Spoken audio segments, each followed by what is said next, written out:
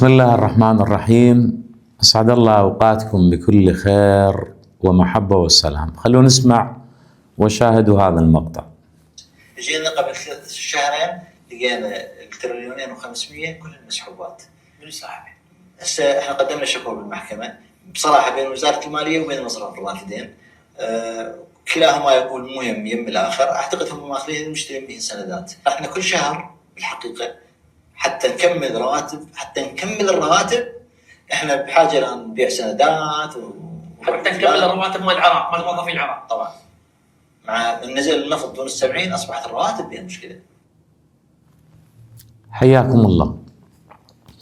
هذا هو وزير العمل. فمبلغ بسيط رايح 2 تريليون و500 2 تريليون و500. يقول ما بين وزارة المالية وما بين مصرف الرافدين.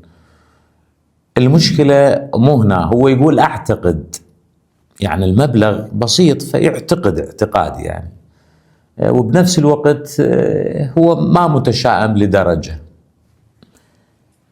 إلى جانب أنا أسأل هذا الأخ المجاهد اللي كان بالأهوار يجاهد، ووضع الأهوار يجوز ما حد يعرفه غير اللي مشى بيه.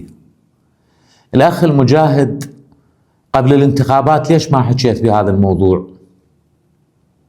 قبل الانتخابات ليش ما تكلمت بهذا الموضوع؟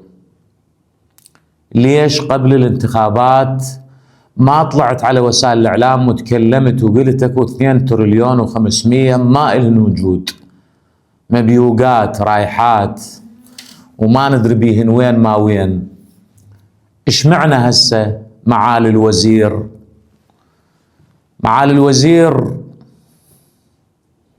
عيب وزحمة طلعت من ماعونها، خيسة صارت نكاف، زحمة صرنا حتى ما نواجه العرب والدنيا والعالم.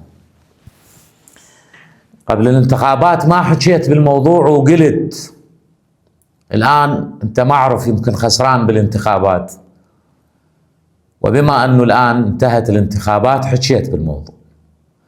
خلي الشعب العراقي يفهم الموضوع. دمتم سالمين وحياكم الله.